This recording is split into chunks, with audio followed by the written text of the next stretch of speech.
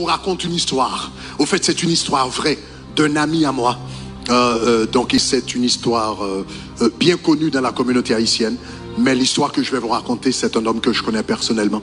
Et donc, il est maintenant pasteur. Et cet homme m'a raconté, dans sa jeunesse, donc il avait à peu près 20 ans, quand il avait à peu près 20 ans, etc., il voulait avoir de l'argent et il voulait avoir de la puissance. Donc il avait décidé de s'impliquer dans la magie.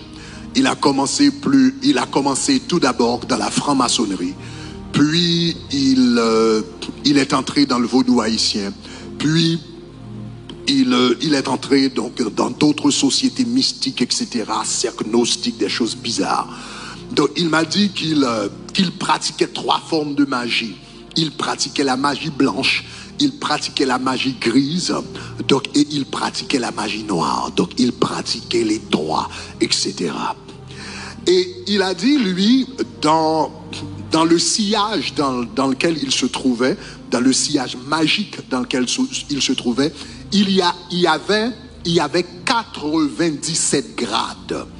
Et lui, il était arrivé à 77 dans la magie. Donc à 97 grades, il était arrivé à 77. Au grade de 77 dans la magie, il pouvait invoquer Satan, le diable lui-même. Il pouvait invoquer Lucifer lui-même. Donc il nous a dit, lui dans son secte, on l'appelait Lucifer. Il pouvait invoquer Lucifer. Donc un jour, il a décidé d'invoquer l'esprit. Il voulait avoir quelque chose de très spécial. Il avait de la puissance magique, mais il voulait avoir la puissance de ressusciter les morts, le pouvoir de ressusciter les morts. Et quand il était allé voir son chef, on lui a dit, la seule personne qui puisse vous donner ça, eh bien c'est Lucifer lui-même. Il faut que tu l'invoques pour qu'il te donne ce niveau de puissance-là. Donc il nous a dit qu'un jour, il a décidé de faire cette invocation dans une loge maçonnique à Port-au-Prince, Haïti. Donc, et dans une loge maçonnique, il avait appris les prières, il avait appris les mots de passe, et bien pour pouvoir invoquer l'esprit de Lucifer, etc. Donc il a dit qu'un jour à midi, il a fait tout ce qu'il devait faire, des choses bizarres, des pentagrammes, etc., etc., etc. Donc il a fait tout ce qu'il devait faire. Et à midi, il a prononcé le mot de passe qu'il fallait prononcer et il a invoqué l'esprit. Et l'esprit est descendu dans sa loge à midi, dans cette loge maçonnique à midi. Il a eu une conversation avec cet esprit qui s'appelait Lucifer. On ne sait pas si c'est Satan le diable ou non, Dieu seul le sait, mais l'important, il avait fait cette conversation avec cet esprit qui s'appelait Lucifer. Et maintenant, quand le moment était venu de renvoyer, après avoir fait la conversation, le moment était venu maintenant de renvoyer l'esprit. De renvoyer l'esprit. Maintenant, il y avait un mot de passe pour pouvoir invoquer l'esprit et un autre mot de passe pour pouvoir renvoyer l'esprit. Et voilà que le moment est venu, il a fait la conversation, il a demandé ce qu'il devait demander, etc. Et puis, maintenant, le moment était venu pour pouvoir renvoyer l'esprit. Et il avait du mal à se rappeler du mot de passe. Donc, il avait oublié le mot de passe. Soudainement, il a oublié le mot de passe. Il ne pouvait pas se souvenir du mot de passe qu'il fallait utiliser pour renvoyer l'esprit. Et il nous dit qu'il y avait une règle. C'est que quand tu invoques cet esprit-là, il te donne 3 opportunités de le renvoyer. Si tu ne le renvoies pas, lui, il te tue là où tu es. Donc voilà cet homme, il doit renvoyer l'esprit, mais il ne peut pas se souvenir du mot de passe. Il ne peut pas se souvenir du mot de passe pour pouvoir renvoyer l'esprit. Donc il a fini la conversation et l'esprit lui a dit, j'ai terminé, maintenant renvoyez-moi. Donc il a commencé à penser, etc., etc., etc. Et l'esprit a dit une deuxième fois, jeune homme, une deuxième fois, jeune homme, mon heure est arrivée, je dois partir, vous devez me renvoyer, renvoyez-moi. Et il ne pouvait pas se souvenir du mot. Et lui, il a dit que cet esprit-là, quand il se manifeste avec un marteau en main, comme un juge. Donc il frappe le marteau donc 3 fois. Donc pour pouvoir, donc il frappe le marteau, donc il frappe son maillet, donc il dit renvoie-moi. Donc ça c'est la première chance. Il frappe son marteau, deuxième fois renvoie-moi. Et la troisième fois, donc il était déjà arrivé à la deuxième fois, il ne pouvait pas se souvenir du mot. Et la troisième fois, l'Esprit a dit, jeune homme, mais cette fois-ci avec une colère, mon heure est arrivée, renvoyez-moi. Et il a dit à ce moment, il a commencé à penser à sa vie. Il m'a dit, c'est quelqu'un qui m'a donné ce témoignage, un pasteur. Il m'a dit qu'il a commencé à penser. C'était un jeune homme dans ses vingtaines à cette époque-là. En tout cas, un jeune homme. Et donc, il a dit qu'il a commencé à voir. Il a vu passer devant lui toute sa vie. Parce que lui, il faisait partie de cette loge. Et il avait déjà vu plusieurs personnes mortes dans cette loge. Donc des personnes qui étaient entrées pour faire certaines évocations, qui n'ont pas pu renvoyer l'esprit et qui ont été tuées. Donc eux, quand ils viennent, etc., donc ils prennent des différentes parties du corps, etc., pour faire des choses bizarres. Donc il a dit, donc lui, il voit déjà son corps par terre. Il voit déjà les gens qui vont venir, ceux qui vont prendre le cœur, ceux qui vont prendre le cerveau, ceux qui vont prendre les fémurs, etc., etc. Donc il dit qu'il a vu tout ça. Et une troisième fois, l'Esprit a dit, jeune homme, renvoie-moi, car je dois partir. Il ne pouvait pas se souvenir du mot de passe. Maintenant, il a commencé à appeler tous les noms. Il a appelé le nom de Jézabel. Il a appelé le nom des saints. Saint Jacques Majeur, Saint Antoine, Saint Eusi, César. Ah, s'il vous plaît, aide-moi. Mais rien ne se passait. Au moment où il a vu que l'Esprit a pris l'épée pour le poignarder, il se souvient de sa femme, parce que sa femme était convertie. Et sa femme tout le temps disait le nom de Jésus dans sa maison. Lorsqu'il a essayé le nom de Jézabel, il a essayé le nom des saints, Saint Jacques Majeur, Saint Antoine, Saint Yves, et rien n'a marché. Et il a dit, Jésus, aide-moi. Au moment où il a dit Jésus, il a dit qu'il était dans la loge.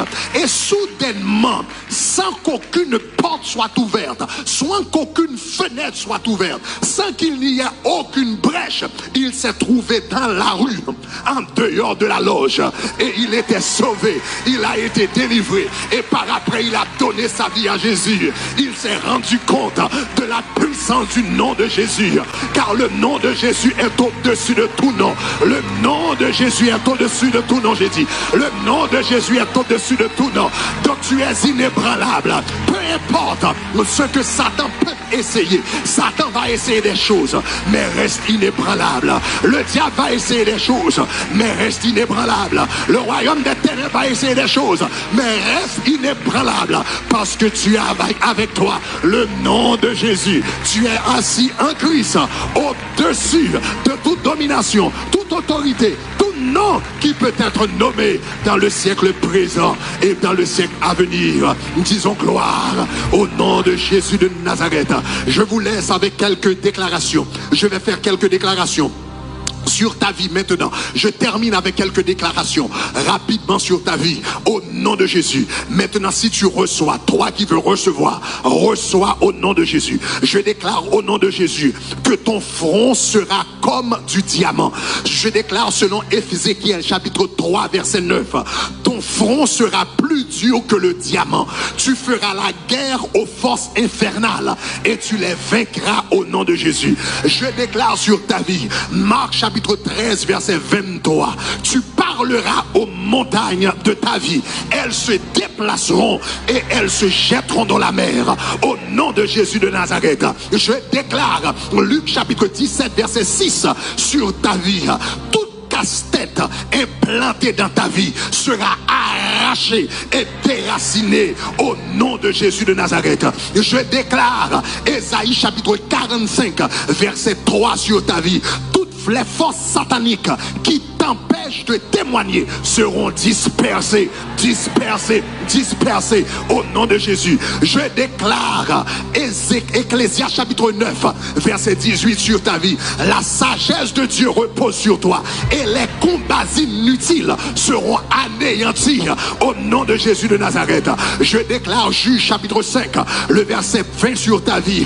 Les échecs, que les échecs saisonniers, que tous les échecs cycliques, les échecs saisonniers, les échecs qui viennent année après année, que ces échecs soient anéantis à jamais au nom de Jésus. Je déclare, Proverbe chapitre 23, verset 27 sur ta vie, que les images d'échecs, de pauvreté, de pénurie soient effacées dans ta mémoire à jamais au nom de Jésus. Je déclare, Exode chapitre 3, le verset 21 sur ta vie, la faveur de Dieu, que la faveur de Dieu qui repose sur ta vie renverse maintenant toute forme de refus, que la sagesse de Dieu, que la faveur de Dieu renverse toute forme de refus.